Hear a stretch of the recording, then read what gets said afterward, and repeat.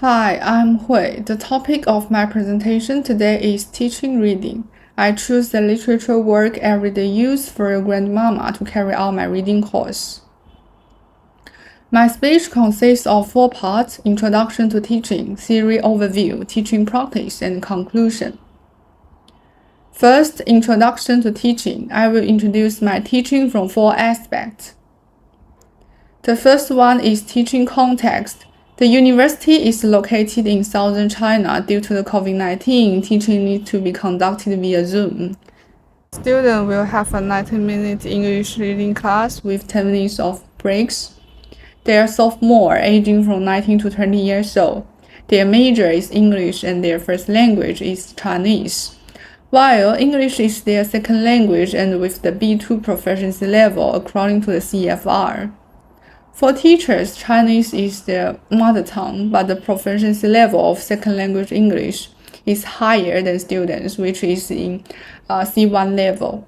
Besides, the teacher has obtained the teaching certification, so this teacher is qualified to teach students.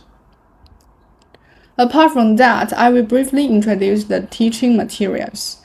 The course is compulsory and named Advanced English. I select an article from the Advanced English textbook for my course named Everyday Use for Your Grandmama. There are some pictures on the left about the book and the article. Actually, this textbook is 12-5-year plan national planning textbook for undergraduate general higher education, so almost all English major students in Chinese university will take this course. Students can read this article on paper or on screen because I will share the document to them before the course begins. In this course, there are 5 goals students need to achieve. The first, they're unfamiliar with the literature work. In their previous study, they were exposed to non-literature work like news and magazines. Apart from that, students need to prepare for the text for English major, the 8th examination, which contains questions for reading comprehension of literature work. So they need to practice reading skills to build confidence. More importantly, they are no longer low-level students. So these students need to learn how to use background knowledge and inference skills for reading comprehension. Also, they need to be a good reader, and the students need to be brave to communicate with their peer and the teacher to put forward their own views and ideas. To address the needs of students, teachers' teaching objective can be divided into 3 broad categories.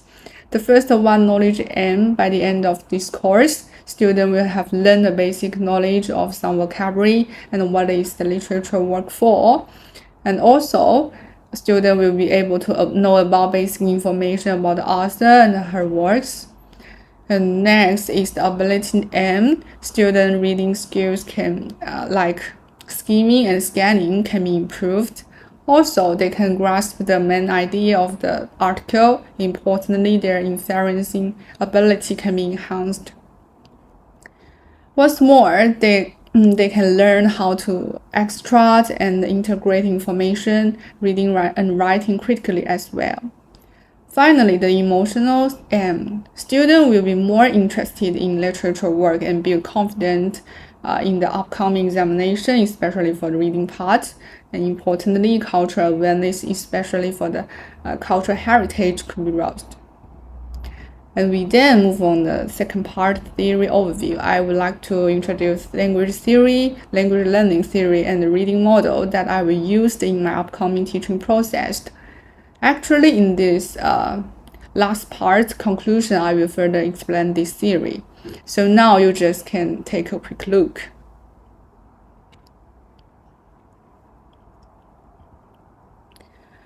And the third part, teaching practice, there are 5 stages in my class. The first stage is reading, and then pre-reading, while reading, and post-reading. The last stage is summary and assignment, but the time allocation will be adjusted according to the situation. In the reading stage, I will communicate freely with the students so that they will not feel nervous. For example, I will ask students if they have read literature work before, and they can share their own reading experience with each other. And then I will play a video.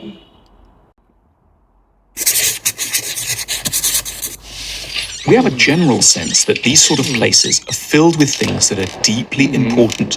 But what exactly is literature good for? Why should we spend our time reading novels or poems when out there big things are going on? Let's have a think about some of the ways that literature benefits us. Of course, it looks like it's wasting time, but literature is ultimately the greatest time saver because it gives us access to a range of emotions and events that it would take you years, decades, millennia to try to experience directly. Literature is the greatest reality simulator, a machine that puts you through infinitely more situations than you could ever directly witness. I only play the section now since the time constraint. If you are interested in this video, you can watch it after my speech. In the pre-reading stage, through a simple question combined with their own experience, let students make a prediction about the content. Firstly, asking a question, what is the object in this picture?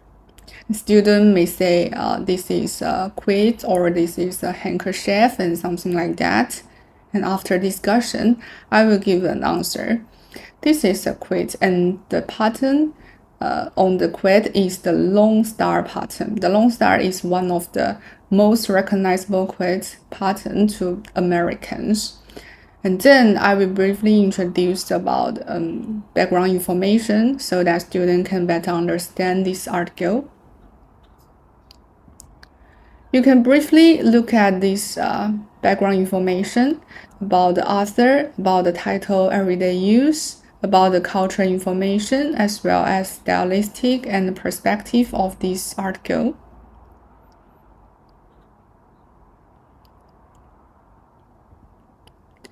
In the why reading phrase, it mainly consists of 3 activities.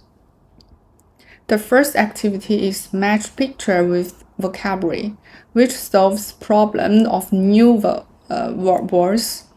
And there are 4 pictures. You can try to match the words listed on the left, and you can just think about it.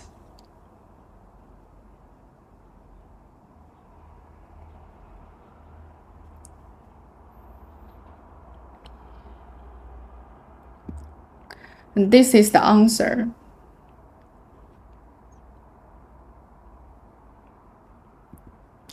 Besides, the author mentioned some special form-related words in this article, while students lack the cultural background, so I will provide video to promote their understanding of these 2 words, churn and dasher.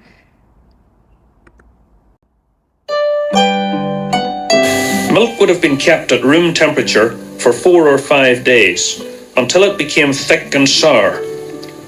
4 or 5 gallons would have been the usual amount churned.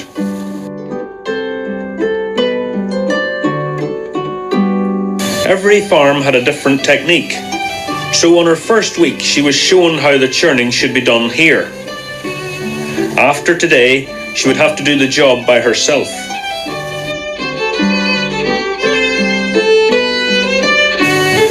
The type of churn used here is a staff or plunger churn. This video is very long. I only play a section, and then I will provide a website and students can find relevant information about kitchen tools, and in this way they can learn new words and expand cultural knowledge. Activity 2 is group work. After skimming and scanning this article, students need to answer these 2 questions. First, try to make a mind map about the structure of the article. Second, character analysis. Compare the 2 Sister D and Maggie and comment on the character of Mom. I will give students some tips before they do the group work. For the question 1, pay attention to the keywords about character description. For the second question, pay attention to some common transition phrase, and this can help them quickly find the main idea of each paragraph. There are some common phrases for character description. Words that describe the character of a person are optimistic, independent, outgoing, and etc. Also, there are some vocabulary to describe the appearance of a person, like pretty, good looking, and so on. And there are some common transitional vocabulary and the phrase. These kind of words are words and phrases that connect idea, expressing cause and effect, sequence, comparison, and etc. After students discuss in group, each group will provide different answers, and they can discuss which one is better and why. And meanwhile, I will also present my answer and the basis for the division, but I will explain that there is no unique answer. And there are the answer on character analysis. You can just take a quick look.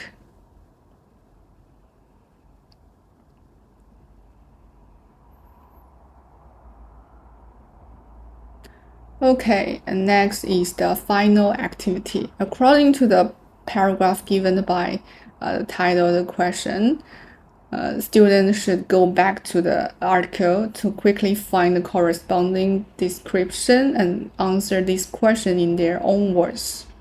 Each group will complete different questions. Students in this activity can train the inference ability based on this article and students' background knowledge.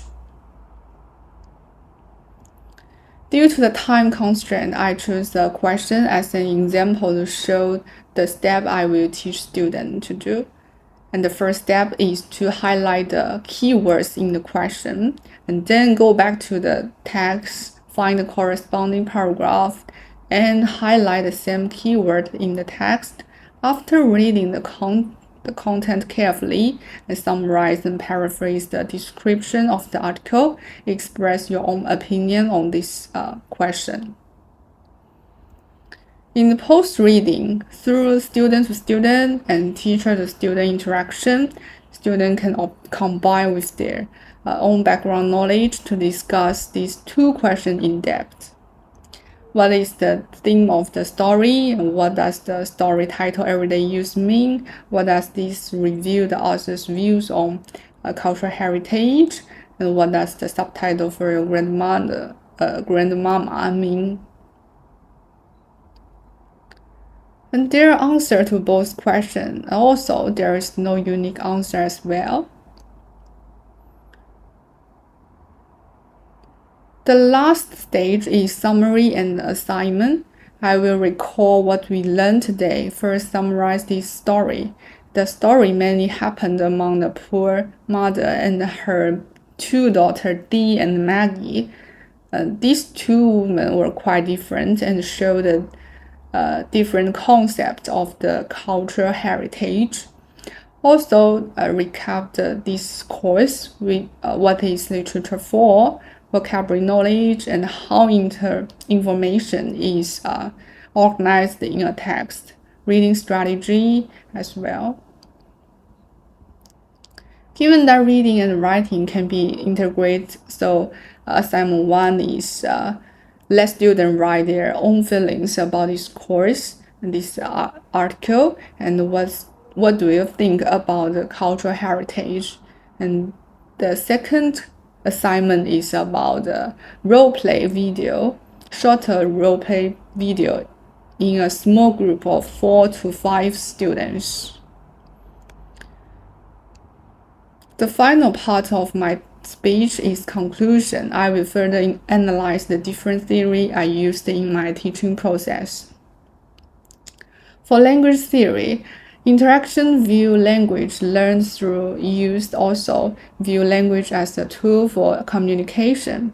In my 3 activities, students will have 3 different models in group activities: teacher, student, students, and teacher, all class interaction. At the same time, they will communicate and conduct negotiation of meaning. In addition, the assignment 2 require students to perform role play, and so a student need to have a character dialogue. And this activity require communication with peer, and this activity also requires social interaction. And students need to work together to complete this assignment, and actually this cater to the social view of language. And next, the functional view language as a vehicle for express functional meanings. In activity 2, I provide transitional phrase to students because I thought that language has different functions, such as using language to express cause and effect, express meaning of contrast, and etc. And what's more, pre-reading stage involved genre view. A genre view maintains different feeds will have different language use norm. Also, the content of the text will affected by social environment of the author, and therefore I provide the social background of the author, and it is better for a student to understand this whole passage. So the next, I will analyze the language learning theory in my teaching practice. Language theory will affect the language learning theory. I use the interactional model and the social cultural model of language. So interactional theory and the social culture theory are used in my teaching process. Scaffolding is used in activity 2 because I provide teaching aids, giving example of how students should understand what to do. And scaffolding is the process for moving the students' learning beyond their zone of proximal development. Also, constructivism maintain the student center is crucial, and students should explore multiple interpretation of meaning. In activity 2 and 3, students need to paraphrase and answer some question. What's more, reading can be seen as a skill, so I use skill teaching theory. In activity 2 and 3, I designed corresponding activity to exercise students' reading skill, like skimming and scanning, and also inferencing skills. Next is reading model I used in my teaching process. I combined with the bottom-up and top-down model in my teaching process. Bottom-up process is in activity 1, and this process includes word recognition and using grammatical information and something like that, while top-down process in activity 2 and 3, and this process includes 4 processes: text model of comprehension, situation model of reader interpretation, background knowledge use, and inferencing, and executive control processes. And there are the references in my speech. And that's all. Thanks for your watching.